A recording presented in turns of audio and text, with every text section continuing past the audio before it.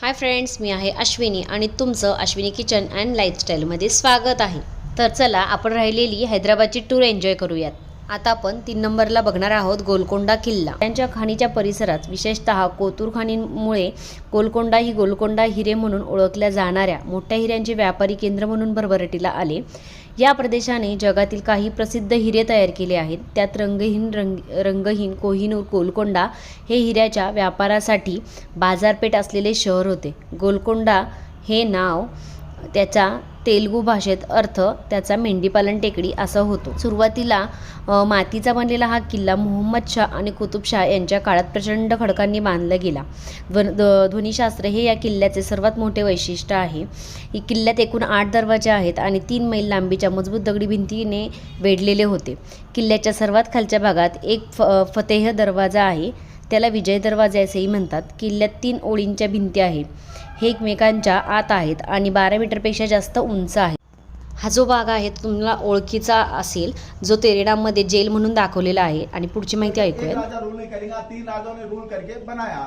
First king सुल्तान कुली Qutub Shah, second उनका बेटा जमशीद कुली Qutub Shah, third उनका बेटा इब्राहिम कुली कुतुब शाह. 3 राजाओं ने रूल करके तेलुगु ने गोलकोंडा निकाल देके गोलकुंडा रखा गया, क्योंकि जो बाहर की गेट से आप लोग गाड़ी से घूम के आए, बाहर का 7 किलोमीटर आउटर वॉल गोल जैसा है. गोल मीन राउंड, कुंडा मीन हिल वाला एरिया, ऊंचाई का एरिया, गोलकुंडा. उस जमाने में डायमंड का यहाँ मार्केट होता था. बाहर के राजाओं को डायमंड बेचना खरीदना है, पूरे लोग यहाँ आते थे. वर्ल्ड फेमस डायमंड कोहिनूर, ये गोलकोंडा फोर्ट का डायमंड है, अभी जो लंदन में रखा हुआ है.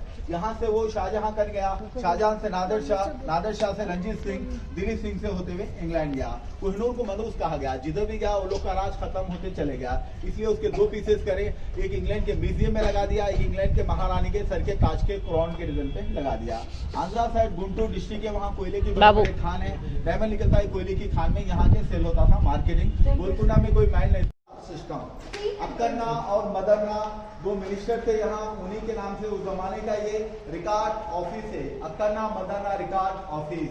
ये चारों साइड खत्तर में हो रहे लोग, वहाँ भी चारों साइड हो रहे, वहाँ भी चारों साइड से बम्बू डाल के कटन पर्दे छोड़ेंगे तो ये एक रूम बनेगा, वो एक रूम पूरे से रूम बन जाएंगे. जब वो लोग को हवा की जरूरत पड़ेगी, लाइट और फैन नहीं थे, वो नीचे में आपको जो खत्तर अभी बताया वहां से रस्सी डाल के पर्दा छोड़ेंगे. पर्दे को एक आदमी रस्सी बन के खींचेगा, छोड़ेगा, खींचेगा, छोड़ेगा, जो हवा है जो पंखे का काम करेंगे. ये वाला अलमारी सिस्टम कवर्ड, फाइल वगैरह रखने के आते. ये plus अक्करना Madarna record office. Taramati और भागमती 2 लेडी डांसर थे जो कोर्ट के अंदर डांस करते थे. फोर्थ राजा मोहम्मद कुली कुतुब शाह ने भागमती के नाम से हैदराबाद का नाम रखा. उन्होंने भाग्य नगर, उसी से उन्होंने शादी करके उसको हिंदू से मुसलमान में कन्वर्ट करके उसका मुस्लिम नेम दिया हैदर बेगम. उन्हीं के नाम से हैदराबाद, भागमती के नाम से भाग्यनगर, हैदर बेगम के नाम से हैदराबाद. एक लेडी के 2 ने.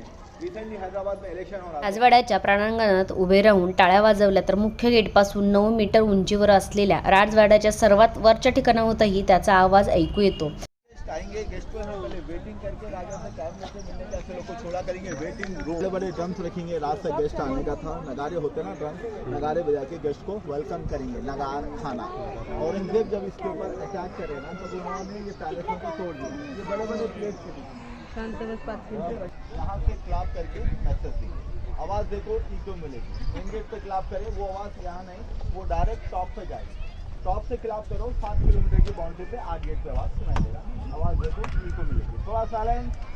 फर्स्ट टाइम आला होता तेव्हा बाकी लोग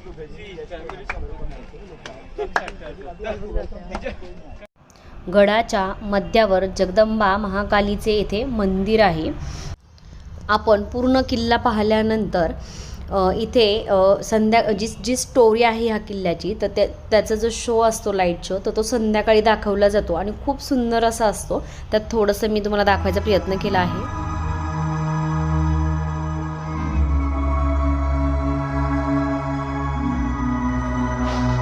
जवळजवळ 1 ते 1.5 तास हा शो चालतो, पण त्यातले थोडे सेक्शन मी तुम्हाला दाखवायचा प्रयत्न केला, कारण का खूप लाईटने अशा वेगवेगळ्या लाईट्सचा यूज करून त्यांनी येथे स्टोरी छान दाखवलेली आहे.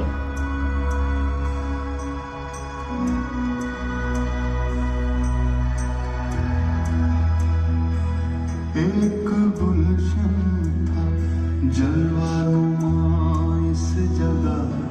रंगों जिसकी दुनिया में मशहूर थी, एक गुलशन था जलवा नुमा इस जगह, रंगों शौकत भरपूर थी। These stones आता आपण पाहणार आहोत बिर्ला मंदिर. हे मंदिर राजस्थानी व उत्कल वास्तुकला यांचे मिश्रण दर्शवते. हे 2000 टन शुद्ध पांढऱ्या संगमरवरी दगडात बांधलेले आहे. खूप सुंदर असं ह्याचं हे आहे आणि खूप स्वच्छता आहे इथे. येथे भगवान व्यंकटेश्वरांची ग्रेनाईटची मूर्ती सुमारे 11 फूट उंच आहे. याचे बांधकाम 1966 मध्ये चालू करून 1976 मध्ये पूर्ण झाले. याला 10 वर्ष बांधण्यासाठी लागली. हे मंदिर हिंदू मंदिर आहे आणि हे बिर्ला फाउंडेशनने बांधले होते, म्हणून याला बिर्ला मंदिर असे ओळखले जाते. तुम्हाला जर माझी इन्फॉर्मेशन आवडली असेल तर माझ्या चॅनलला नक्की लाईक आणि शेअर करा आणि सबस्क्राईबही करा. थँक्यू.